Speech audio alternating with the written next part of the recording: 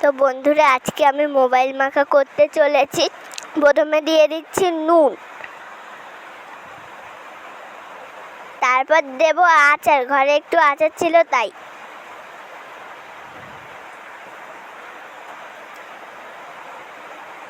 তারপরে আমরা দেব কাসুন্দি।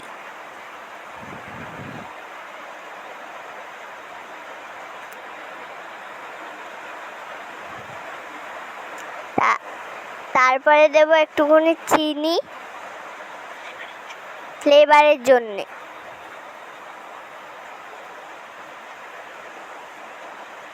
তারপরে দেব একটুখানি ধনের গুঁড়ো।